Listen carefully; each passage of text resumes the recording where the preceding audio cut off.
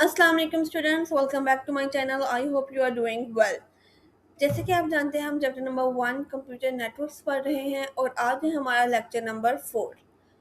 Students, क्या आपने कभी सोचा है कि जब हम व्हाट्सएप पर मैसेज सेंड करते हैं, ईमेल भेजते हैं या किसी वेबसाइट को ओपन करते हैं तो डाटा इतनी स्मूथली एक डिवाइस से दूसरी डिवाइस तक कैसे पहुंचता है? रियलिटी ये है कि डाटा एक ही स्टेप में ट्रैवल नहीं करता। नेटवर्क कम्युनिकेशन को इजी और ऑर्गेनाइज्ड बनाने के लिए इस प्रोसेस को डिफरेंट स्टेजेस में डिवाइड किया गया है। इसी कॉन्सेप्ट को नेटवर्क मॉडल कहते हैं। जी स्टूडेंट, सिंपल वर्ड्स में नेटवर्क मॉडल्स एक फ्रेमवर्क या ऑर्गेनाइज्ड वे प्रोवाइड करते हैं जिसके थ्रू हम समझते हैं कि जब एक डिवाइस से दूसरी डिवाइस को डाटा सेंड किया जाता है तो वो डाटा नेटवर्क में किस तरह ट्रैवल करता है। नेटवर्क मॉडल को डिफरेंट टास्क को डिफरेंट लेयर में डिवाइड कर देता है। हर लेयर का अपना स्पेसिफिक फंक्शन होता है और वो कम्युनिकेशन प्रोसेस के एक पर्टिकुलर पार्ट को हैंडल करती है। आप इसे एक सिंपल एग्जांपल से समझ सकते हैं। लेट्स सपोज आप किसी को एक पार्सल सेंड करना चाहते हैं।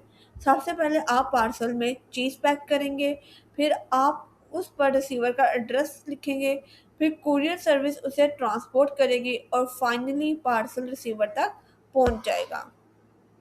बिल्कुल इसी एग्जाम्पल की तरह नेटवर्किंग में भी डाटा को सेंड करने के लिए डिफरेंट स्टेप परफॉर्म होते हैं। नेटवर्क मॉडल्स इन स्टेप्स को प्रॉपरली ऑर्गेनाइज करता है। इसका सबसे बड़ा बेनिफिट यह है कि नेटवर्किंग का कॉम्प्लेक्स प्रोसेस हमारे लिए easy to understand, easy to design and easy to manage हो जाता है। और स्टूडेंट्स, इसका एक और बहुत इम्पोर्टेंट एडवांटेज है ट्रबल शूटिंग। अगर कम्युनिकेशन के दौरान कोई प्रॉब्लम आ जाए तो हमें पूरे नेटवर्क को रैंडमली चेक करने की ज़रूरत नहीं पड़ती, क्योंकि कम्युनिकेशन को डिफरेंट लेयर्स में डिवाइड किया गया है। हम आइडेंटिफाई कर सकते हैं कि प्रॉब्लम किस लेयर या किस स्टेज पर आ रही है। फॉर एग्जाम्पल, अगर फिजिकल कनेक्शन में प्रॉब्लम है तो हम फिजिकल लेयर को चेक करेंगे। अगर एड्रेसिंग या रूटिंग का इशू है तो हम नेटवर्क रिलेटेड लेयर को इन्वेस्टिगेट करेंगे। इसी ऑर्गेनाइज्ड अप्रोच की वजह से नेटवर्क मॉडल्स नेटवर्किंग को अंडरस्टैंड, डिज़ाइन, मैनेज और ट्रबल शूट करने में बहुत इंपॉर्टेंट रोल प्ले करते हैं। So in a simple words, network model एक रोड मैप की तरह है जो हमें बताता है कि नेटवर्क कम्युनिकेशन में डाटा को एक डिवाइस से दूसरी डिवाइस तक पहुंचाने के लिए कौन कौन से स्टेप परफॉर्म करता है। स्टूडेंट्स, अब नेटवर्क मॉडल के कंसेप्ट को और सिंपल बनाने के लिए हम नेटवर्क लेयर को समझते हैं। सिंपल वर्ड्स में कम्युनिकेशन का पूरा प्रोसेस एक ही स्टेप में परफॉर्म नहीं होता। इसे डिफरेंट लेयर में डिवाइड किया जाता है और हर लेयर की अपनी एक स्पेसिफिक रिस्पॉन्सिबिलिटी होती है। जब सेंडर डिवाइस से डाटा सेंड होता है तो वो step by step different layer से पास होता है। हर लेयर अपना स्पेसिफिक टास्क परफॉर्म करती है और फिर डाटा नेक्स्ट लेयर को फॉरवर्ड कर देती है। रिसीवर साइड पर भी ये प्रोसेस लेयर के थ्रू होता है ताकि डाटा प्रॉपरली रिसीव और अंडरस्टैंड किया जा सके। आप इसे एक पार्सल डिलीवरी सिस्टम की एग्जांपल से समझ सकते हैं। जैसे कि मैंने आपको पहले भी बताया था कि अगर आपने किसी को पार्सल भेजना है तो आप पहले पार्सल चीज़ को पैक करेंगे, फिर उस पर एड्रेस लिखेंगे और फिर कुरियर सर्विस को देंगे, कुरियर सर्विस आगे ट्रांसफ़र करेंगे। बिल्कुल इसी तरह नेटवर्किंग में भी हर लेयर अपनी रिस्पॉन्सिबिलिटी हैंडल करती है। इसी अप्रोच की वजह से नेटवर्क कम्युनिकेशन सिंपल, ऑर्गेनाइज्ड और मैनेजेबल बन जाता है। और स्टूडेंट्स, लेयर्ड अप्रोच का एक और इम्पोर्टेंट बेनिफिट है। अगर आप किसी एक लेयर में कोई चेंज करते हैं तो ज़रूरी नहीं कि हमें पूरे नेटवर्क कम्युनिकेशन सिस्टम को चेंज करना पड़े। यूजुअली हम उस पर्टिकुलर लेयर को मॉडिफाई कर सकते हैं जबकि बाकी लेयर अपना काम कंटिन्यू करती रहती हैं। इसी वजह से लेयर्ड कम्युनिकेशन नेटवर्किंग में एक बहुत यूज़फुल और एफिशिएंट अप्रोच है। तो सिंपल वर्ड्स में आप सबने याद रखना है कि नेटवर्क लेयर कम्युनिकेशन के डिफरेंट टास्क को सेपरेट करती है और हर लेयर अपनी स्पेसिफिक रिस्पॉन्सिबिलिटी परफॉर्म करती है। इसी तरह कम्प्लेक्स नेटवर्क कम्युनिकेशन को समझना और मैनेज करना काफ़ी ज़्यादा इजी हो जाता है। स्टूडेंट्स, अब सवाल ये है कि अगर कम्युनिकेशन को लेयर में डिवाइड किया गया है तो ये लेयर होती कितनी है। इसी सवाल का जवाब हमें ओएसआई मॉडल देता है। ओएसआई का full form open system interconnection है। ये एक स्टैंडर्ड मॉडल है जो नेटवर्क कम्युनिकेशन को समझने और डिज़ाइन करने के लिए यूज़ किया जाता है। स्क्रीन पर जो आप डायग्राम देख रहे हैं स्टूडेंट्स, उसमें कम्युनिकेशन एप्लीकेशन लेयर से स्टार्ट होती है और step by step physical layer तक पहुंचती है। रिसीवर साइड पर भी डाटा इसी प्रोसेस को रिवर्स ऑर्डर में फॉलो करता है। ओएसआई मॉडल में टोटल 7 लेयर्स होती हैं और हर लेयर का अपना डिफरेंट फंक्शन होता है। इसी डिवीजन की वजह से कम्युनिकेशन प्रॉपरली ऑर्गेनाइज रहती है और डिफरेंट कंप्यूटर सिस्टम एक दूसरे के साथ इफेक्टिवली कम्युनिकेट कर पाते हैं। अगर हम इन लेयर्स को ऊपर से नीचे देखें तो सबसे पहले एप्लीकेशन लेयर, फिर प्रेजेंटेशन लेयर, उसके बाद सेशन लेयर, फिर ट्रांसपोर्ट लेयर, उसके नीचे नेटवर्क लेयर, उसके बाद डाटा लिंक लेयर और सबसे लास्ट पे फिजिकल लेयर होती है। अभी सिर्फ इन लेयर का ओवरव्यू समझना बहुत इंपॉर्टेंट है। इनके फंक्शंस को हम वन बाय वन डिटेल में डिस्कस करेंगे।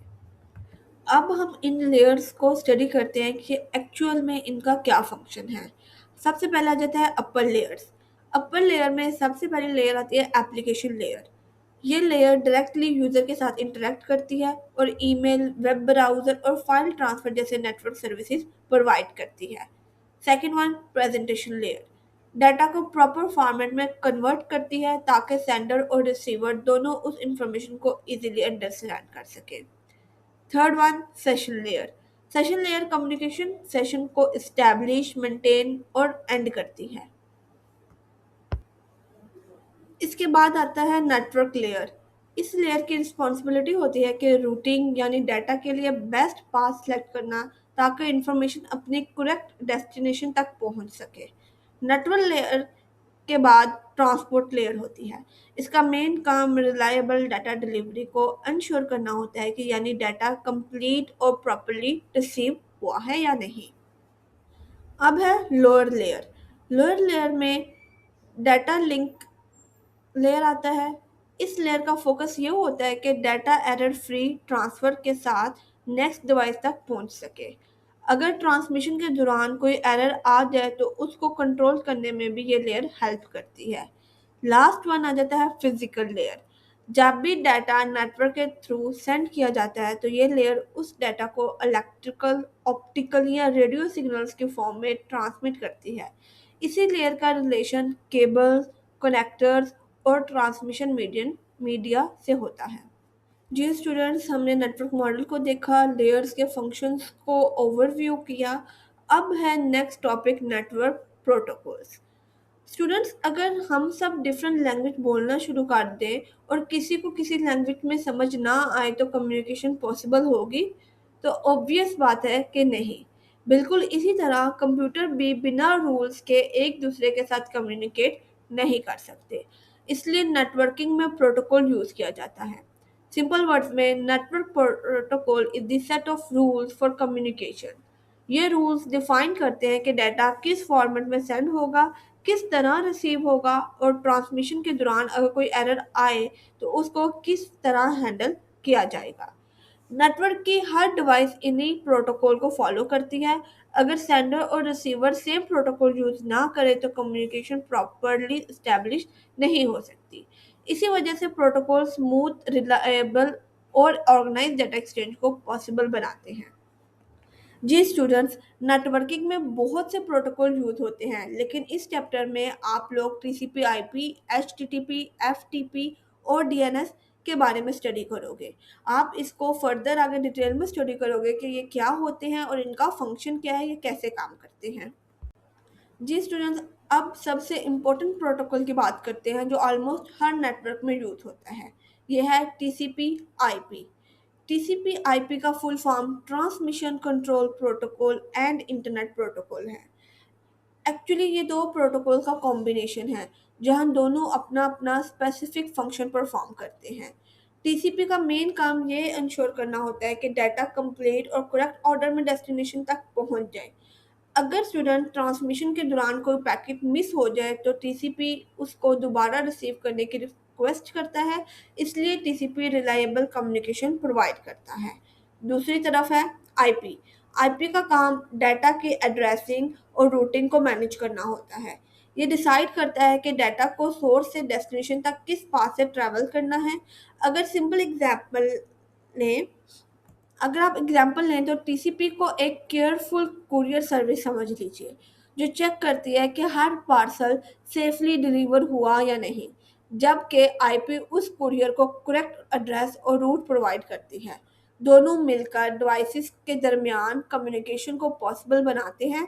इसीलिए इंटरनेट पर ऑलमोस्ट हर network TCP IP protocol use करता है।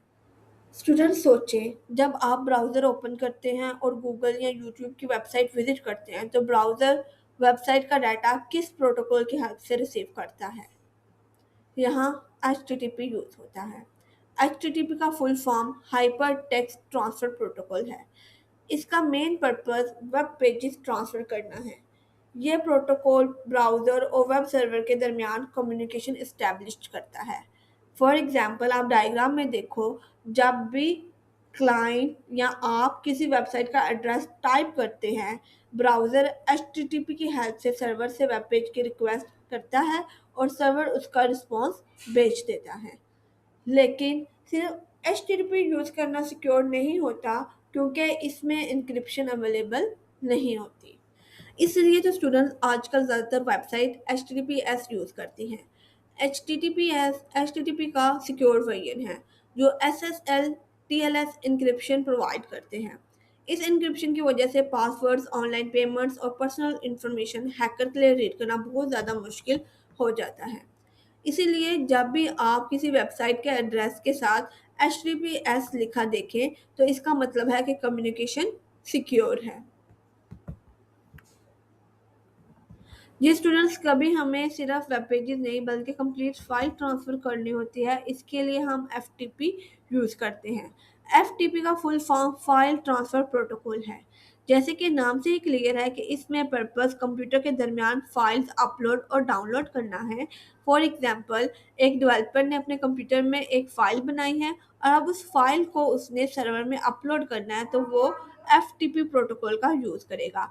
Same as it is, server पे मौजूद फाइल को अगर कंप्यूटर में डाउनलोड करना है तो भी FTP प्रोटोकॉल का यूज़ किया जाएगा। ये प्रोटोकॉल फास्ट और ऑर्गेनाइज्ड फाइल शेयरिंग प्रोवाइड करता है। आजकल सिक्योरिटी को इम्प्रूव करने के लिए FTP का सिक्योर वर्जन भी यूज़ किया जाता है। स्टूडेंट्स, अब एक इंटरेस्टिंग क्वेश्चन, अगर गूगल ओपन करना हो तो क्या हम उसका आईपी एड्रेस याद रखते हैं?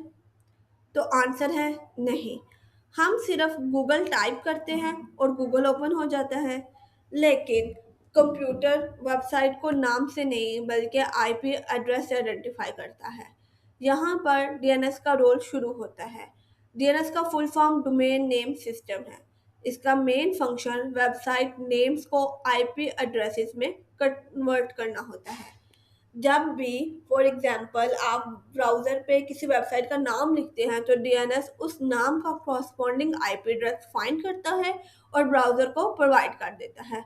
इसी प्रोसेस की वजह से हमें डिफ़िकल्ट न्यूमेरिकल आईपी एड्रेसेस याद रखने की ज़रूरत नहीं पड़ती। सिंपल एग्जाम्पल के तौर पे डीएनएस को आप मोबाइल फ़ोन की कॉन्टैक्ट लिस्ट समझ सकते हैं। आप कॉन्टैक्ट का नेम सेलेक्ट करते हैं लेकिन फ़ोन ऑटोमेटिकली उस नंबर पर कॉल कर देता है। बिल्कुल इसी तरह हम वेबसाइट का नाम टाइप करते हैं और डीएनएस उसका आईपी एड्रेस फाइंड करके कम्युनिकेशन इस्टेब्लिश कर देता है। जी स्टूडेंट्स, आज का लेक्चर यहीं पे ख़त्म होता है, कंप्लीट होता है। इस लेक्चर में हमने नेटवर्क मॉडल्स एंड लेयर्स और नेटवर्क प्रोटोकॉल्स एंड सर्विसेज को अंडरस्टैंड किया। सबसे पहले हमने देखा कि नेटवर्क कम्युनिकेशन को डिफरेंट लेयर में डिवाइड करने का पर्पस क्या है। ओएसआई मॉडल हमें नेटवर्क कम्युनिकेशन को 7 लेयर में समझने में हेल्प करता है और हर लेयर का अपना एक स्पेसिफिक फंक्शन होता है। एप्लीकेशन लेयर से लेकर फिजिकल लेयर तक data step by step process होता है, जिससे कम्युनिकेशन मोर ऑर्गेनाइज्ड और रिलायबल हो जाती है। इसी के साथ स्टूडेंट्स हमने नेटवर्क प्रोटोकॉल्स को भी डिस्कस किया। प्रोटोकॉल्स बेसिकली वो रूल्स हैं जो डिवाइसेस को ये डिफाइन करते हैं कि डाटा किस तरह कम्युनिकेट और एक्सचेंज होगा। हमने टीसीपी आईपी, एचटीटीपी एफटीपी और डीएनएस जैसे इम्पोर्टेंट प्रोटोकॉल को समझा और देखा कि रियल वर्ल्ड में इंटरनेट कम्युनिकेशन में इनका क्या रोल है। सो अगर आप OSI layers and network protocols का बेसिक पर्पस क्लियर रखते हैं तो आगे की नेटवर्किंग कंसेप्ट को समझना आपके लिए बहुत ज़्यादा आसान हो जाएगा। Okay, students, in the next lecture, we will continue the next topic IP address and subnetting. Until then, keep learning, keep practicing. Thank you so much for watching. Allah Hafiz. I will see you in the next lecture. Subscribe my channel and click on bell icon. Don't forget to like, comment and share.